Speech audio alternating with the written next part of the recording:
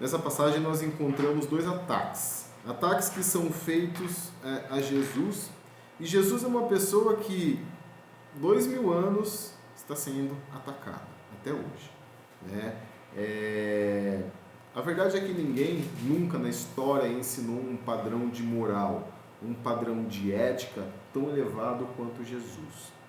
A verdade é que sem a influência que Jesus exerce no mundo, eu me perguntaria onde nós estamos hoje.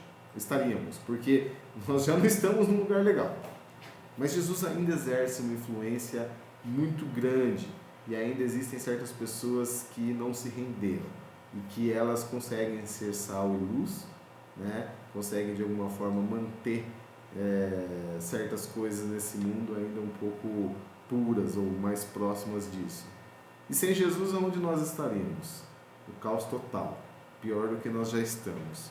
E ele fez mais pela humanidade do que qualquer outra pessoa também na história.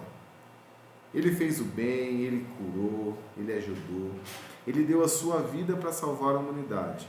E mesmo assim, as pessoas continuam a atacá-lo. Ano após ano, vez após vez, pessoa após pessoa, geração após geração, Jesus tem sofrido ataques. E muitas vezes eu paro para me perguntar por quê. Por quê? Eu acho que o padrão de vida que Jesus requer de cada um de nós é muito além do que nós estamos dispostos a dar.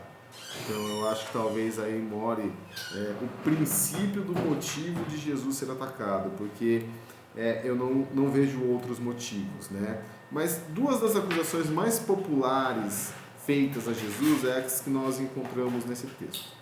E especialmente interessante, querido ouvinte Raimundo, da gente ver que são acusações que vêm de lugares que nós não esperávamos. A primeira acusação vem de onde? De dentro da família. De dentro da família. E a segunda acusação vem dos líderes religiosos. Né? E por que será que isso acontece, né? É interessante que uma delas desencadeia uma reação bastante severa da parte de Jesus, bastante agressiva.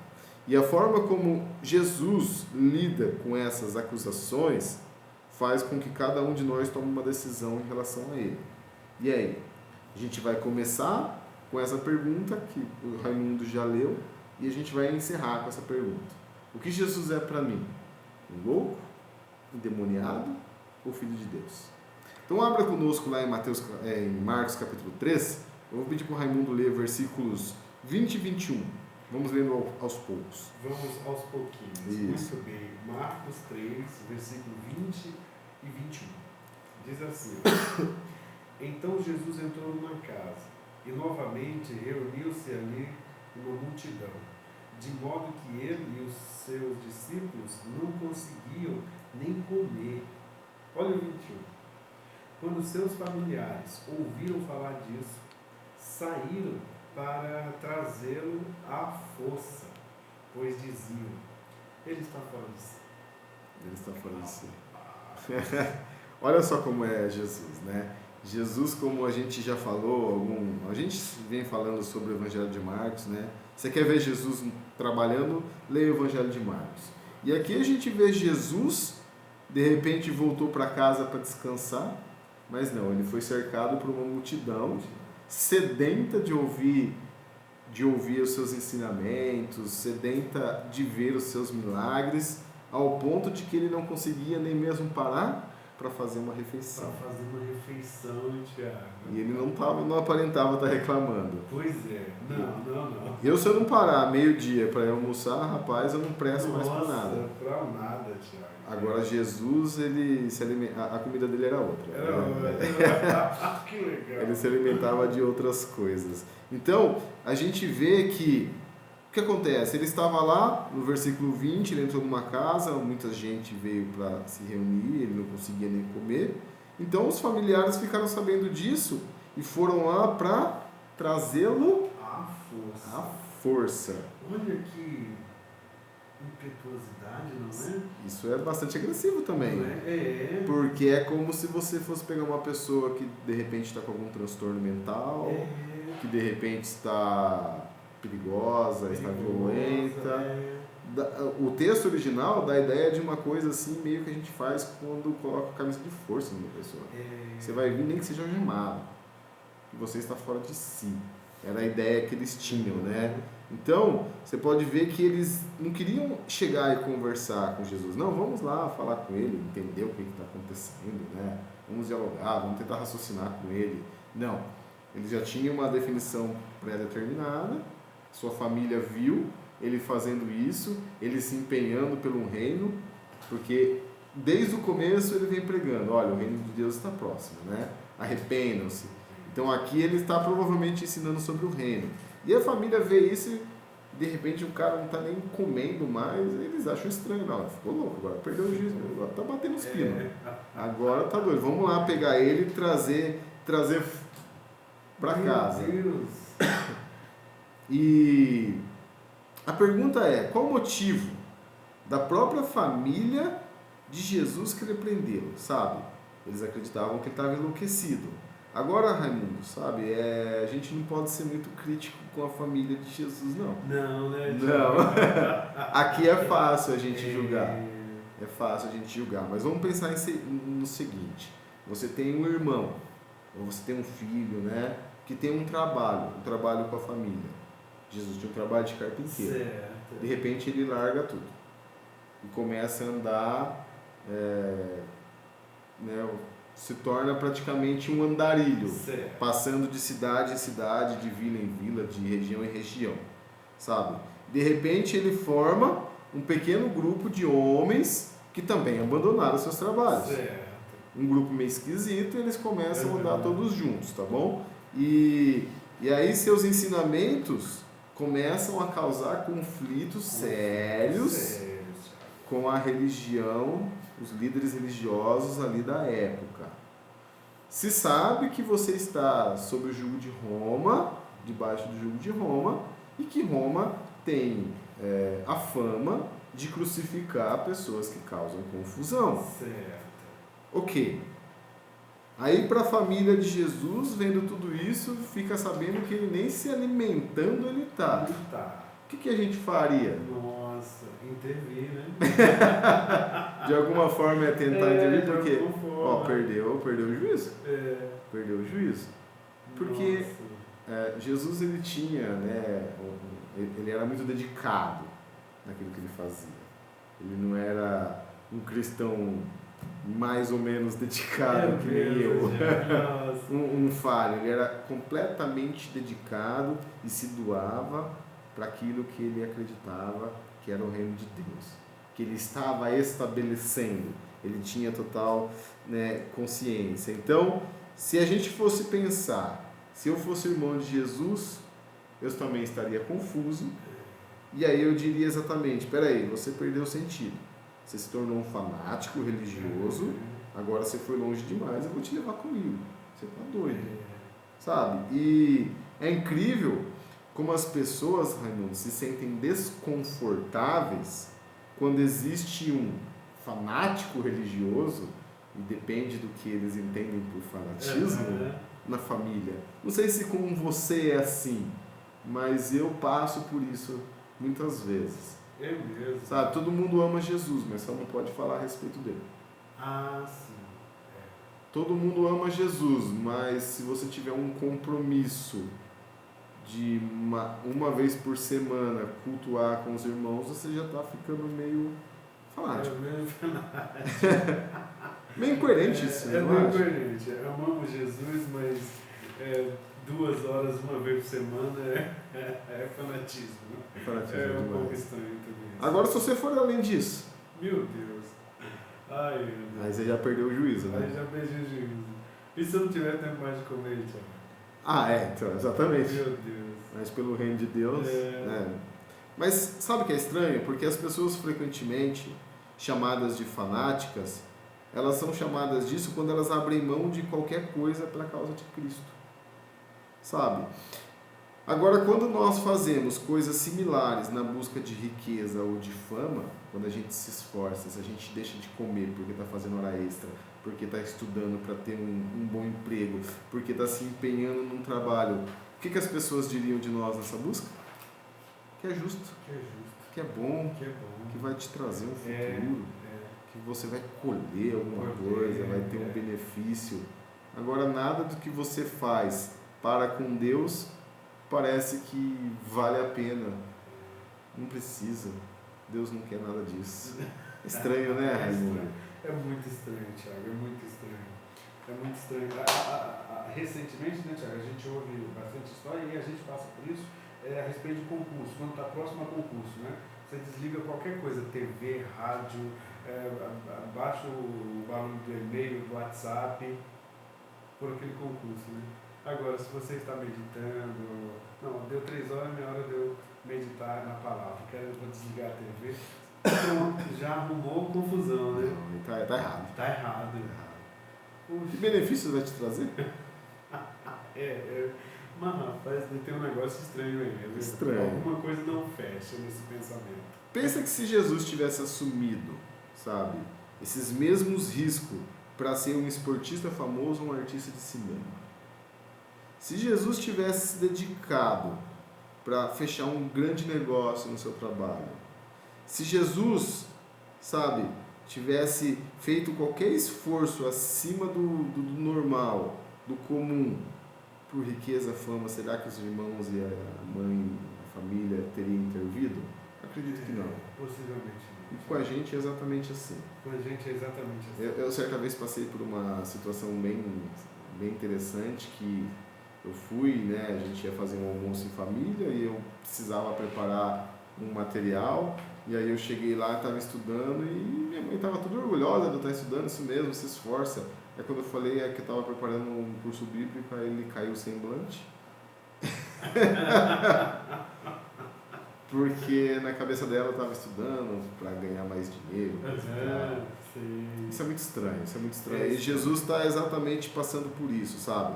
A gente pode abrir mão da saúde, abrir mão de muitas coisas, perseguindo dinheiro e perseguindo lucros e perseguindo fama, e status e posição, que as pessoas ainda vão sentir orgulho, vão estar felizes por nós. Agora, dê um pouco mais do que o normal de seu tempo e seu dinheiro, e suas capacidades e sua disposição em prol do reino, você já é um fanático. Interessante, né? Interessante. Então, a gente provavelmente tem experiências, eu tenho muitas que eu já passei, né? Mas a gente tem que deixar, as pessoas não entendem. Aqui, a família de Jesus não entendia. Não entendia, porque ele estava fazendo um esforço muito grande por algo que eles não compreendiam, por algo que era novo. Especialmente novo. Difícil de compreender, nós temos que ter isso, porque... É difícil, Thiago. Tirando Jesus, eu acho que ninguém mais entendia, sabe? Até a vinda do Espírito Santo, as coisas ainda estavam muito confusas para todos. Jesus ali, Jesus de repente se vai, Jesus vai ressuscitar, mas que negócio de ressuscitar é esse? Então, a gente tem que compreender e a gente tem que entender que eles estavam fazendo algo que talvez nós fizéssemos igual. Então aqui, a primeira coisa que a gente pode falar para Jesus é: você está louco, você perdeu o juízo. Mas Jesus enfrenta uma outra acusação, mas agora uma acusação bastante séria. Olha. E a gente entra num dos textos mais difíceis de entender em todas as Escrituras. Eu acredito que aqui mora um dos textos mais controversos e mais, sabe, de interpretações mais estranhas e variadas que a gente pode encontrar. Nos versos de 22 a 27, Jesus é acusado de estar endemoniado. Você quer ler pra gente, Raimundo? Vamos ler, com muito pesar, porque aqui nós vamos ver um retrato de pessoas que eram para ter uma... se havia ou se existia pessoas mais ou menos, ou a pessoa mais capacitada a entender aquele fenômeno seriam os líderes, né? Acho que se de alguém que estava habilitado para esperar uma figura fazendo as obras, os atos, tendo o comportamento de Jesus, essas pessoas eram os estudiosos da Bíblia, né? Da Bíblia hebraica, o Antigo Testamento, então eram os líderes mas conhecer uma coisa É mesmo, Tiago. e deixar que a palavra nos transforme é outra. É outra, É Tiago. outra. Puxa, bom, vamos lá. Olha o 22. E os mestres da lei que haviam descido de Jerusalém diziam: Ele está com Beelzebul, pelo príncipe dos demônios é que ele expulsa demônios. Então Jesus os chamou e lhes falou por parábolas. Como pode Satanás expulsar Satanás? Se um rei estiver dividido contra si mesmo, não poderá subsistir. Se uma casa estiver dividida contra si mesma, também não poderá subsistir. E se Satanás se opuser a si mesmo e estiver dividido, não poderá subsistir. Chegou o seu fim. Olha o 27. De fato, ninguém pode entrar na casa de um homem forte e levar dali os seus bens, sem que antes o amarre. Só então poderá roubar a casa dele. Jesus aqui dá uma aula, né? Nossa. Uma aula de lógica. Não é nem de teologia, de nada. Aqui é simplesmente... não faz o menor sentido a acusação de vocês, né? E realmente não fazia sentido nenhum. Não faz sentido. É simplesmente uma forma de... Eu quero, de alguma forma, manchar a imagem desse homem. Eu não sei o que dizer, vou inventar qualquer besteira, qualquer asneira.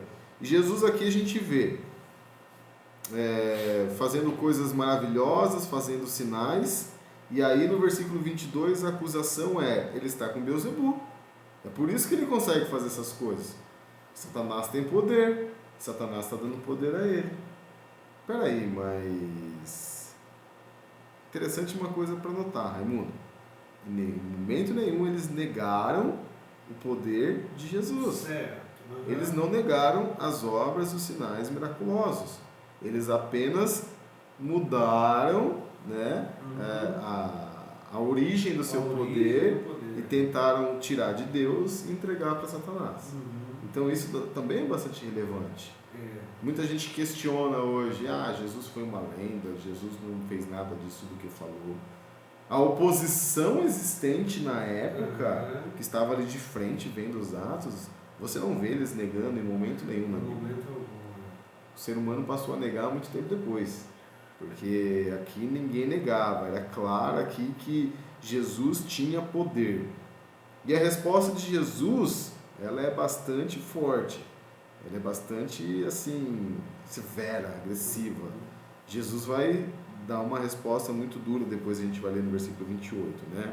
Mas existem coisas das quais falamos que a gente não pode escapar das nossas consequências. Certo. E aqui, esta acusação, essas pessoas não puderam escapar.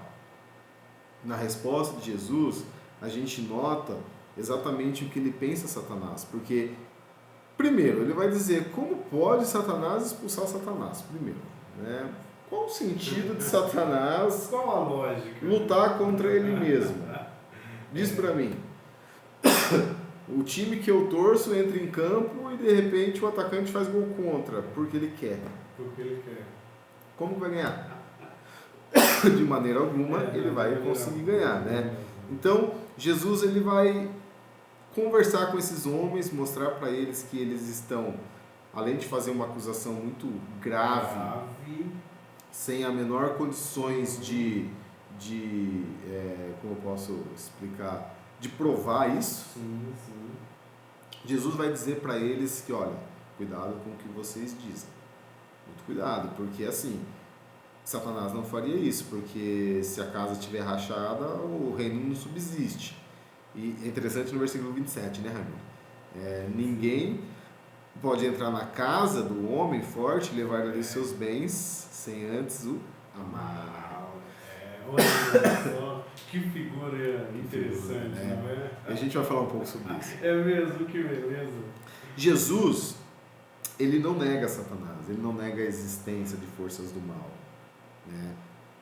Ele deixa bem claro que Satanás é um ser que existe, é um ser que ainda tem uma certa liberdade. Para É verdade que hoje amarrado, sim. mas ele ainda tem uma certa liberdade, ele exerce uma influência muito grande e ele não nega, porque a gente muitas vezes ouve pessoas dizerem que foi algo criado para pôr medo em cristão, mas não. O próprio Jesus não negou. Ele tratou de Satanás de uma maneira simplesmente, olha, ele não faria isso que vocês estão dizendo. Não faz o menor sentido. Satanás não é burro. Sabe, Satanás pode ter todas as coisas, mas uma das coisas que ele não tem é falta de inteligência. Certo. Porque até a inteligência é uma coisa boa e ele tem. Então ele não é de todo ruim nesse ponto. Né? Aquela ideia do dualismo é algo que não existe. Não existe. Não. Então aqui a gente sabe que Satanás é real.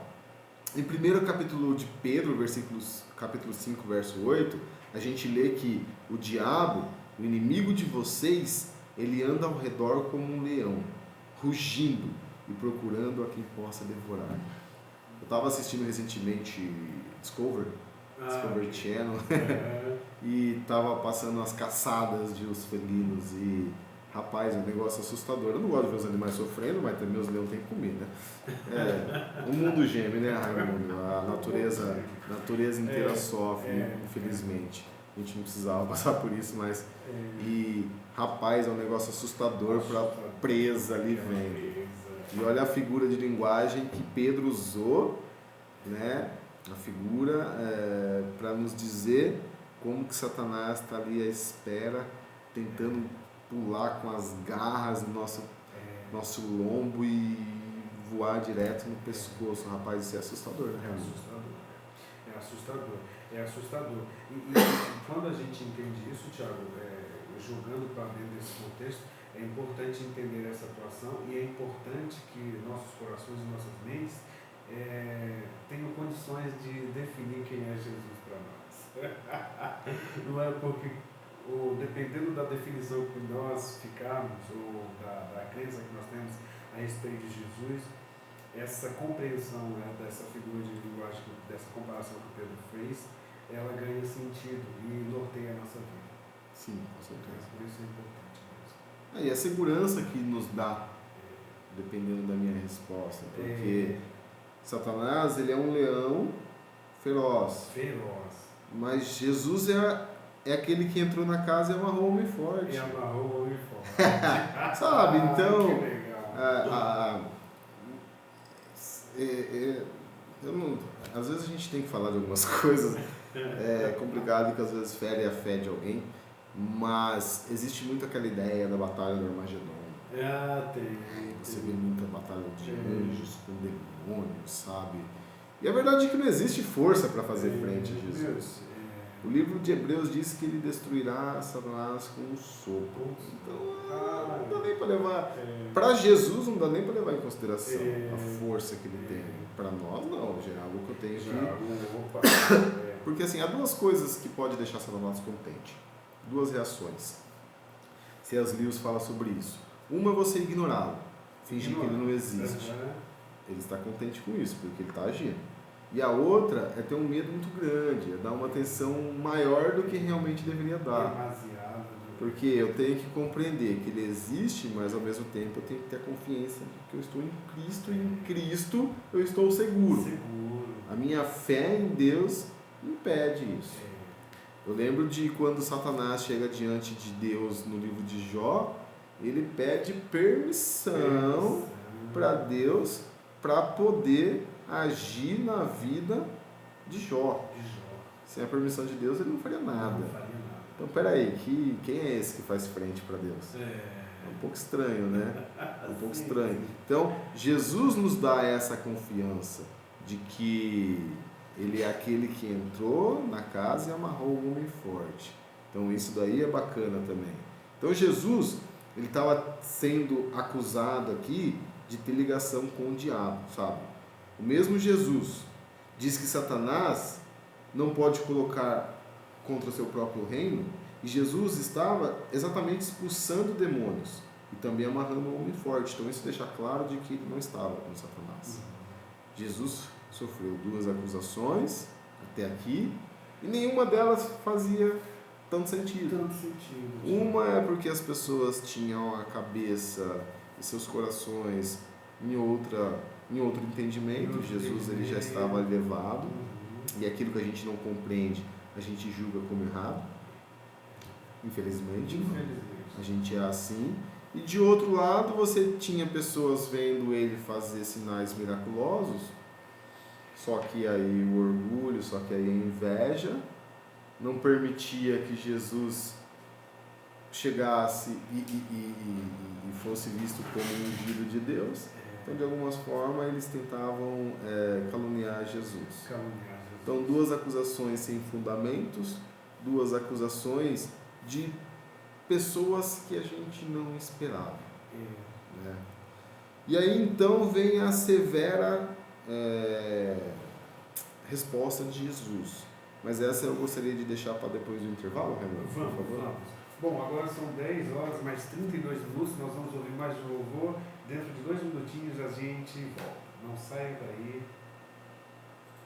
Nossa, Deus tem um copo. Eu vou pegar lá, meu Thiago. Eu tô com uma tosse terrível. Eu pego lá.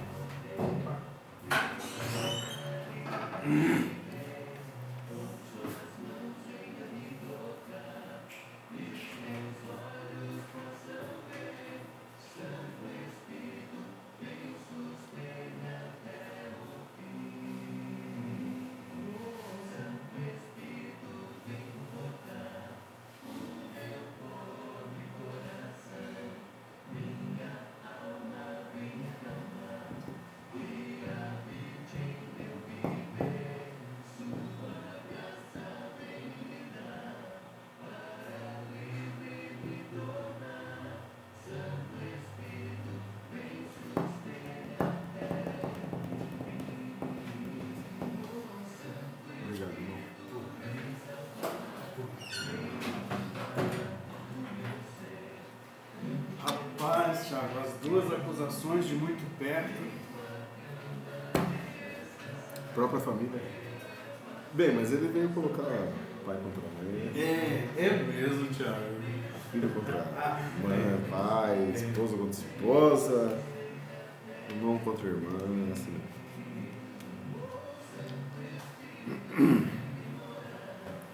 E agora? E o pecado imperdoável? E o pecado imperdoável?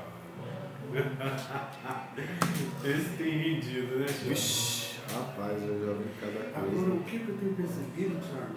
Suicídio está em alta, cara, o debate. Seria este o pecado? Não. Que também se é perdoável, se é imperdoável. Ah, tá. Nossa. Talvez podemos tratar um pouco, porque é um das explicações. Nós estamos de volta com o programa Momento com Deus. Hoje nós estamos falando sobre o Evangelho de Marcos, especialmente o capítulo 3, do versículo 20 ao versículo 30. Um tema bastante interessante, que é o seguinte: louco, endemoniado ou filho de Deus? É exatamente isso que nós estamos falando e meditando hoje. Está conosco o nosso irmão Thiago e nós vamos dar continuidade então à nossa meditação. Graças a Deus por você. Obrigado por você estar nos ouvindo aí em sua casa, no seu carro, pelo aplicativo. Nosso muito obrigado. Que Deus te abençoe. Vamos lá, irmão Thiago. Vamos lá. Então Jesus faz dá uma resposta, né, bastante dura nos versos de 28 até o verso 30. O Raimundo poderia ler pra gente? Vamos, posso sim. Vamos lá. 28 até o 30, né? Isso. Eu asseguro que todos os pecados e blasfêmias dos homens lhe serão perdoados. Mas quem blasfemar contra o Espírito Santo nunca terá perdão. É culpado de pecado eterno.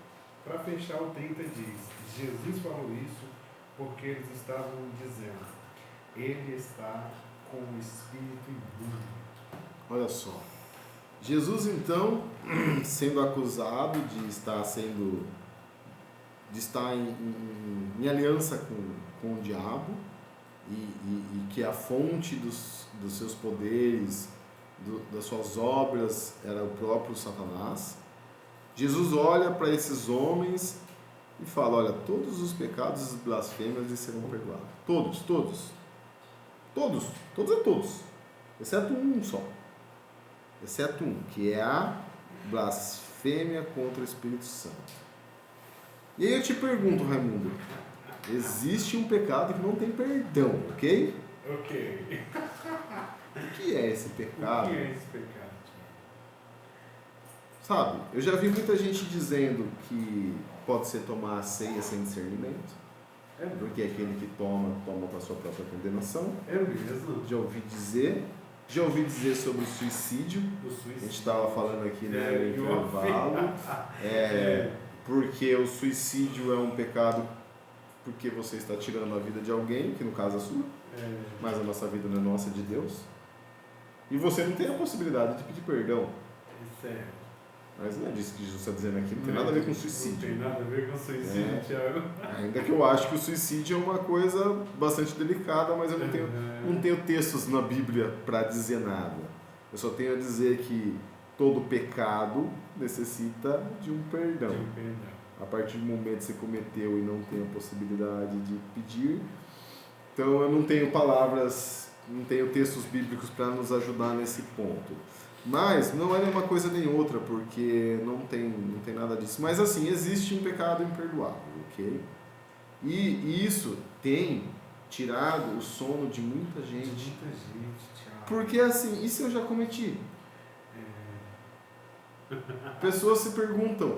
Eu já vi pastores respondendo na internet, coisas assim. E se eu já cometi? Porque assim, uma vez cometido, você não tem perdão.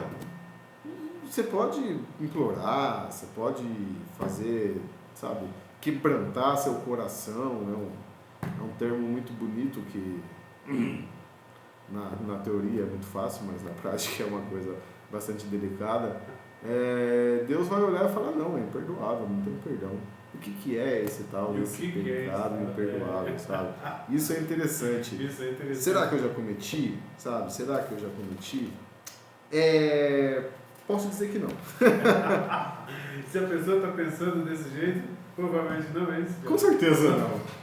A verdade é que se ela tem um receio de ter cometido um pecado que não há perdão, ela não cometeu esse pecado. E primeiro que eu acho, Tiago, agora eu vou falar o Tiago, lendo esse texto, eu acho que ela não tem a condição de cometer esse pecado. Porque assim, para a gente entender o que significa esse pecado, a gente não tem que dar volta na Bíblia inteira, vamos usar somente o texto, exatamente o texto. O que estava acontecendo aqui? Jesus vivendo ali, naquele momento, convivendo com aqueles homens, estava fazendo milagres. Aqueles homens vendo Jesus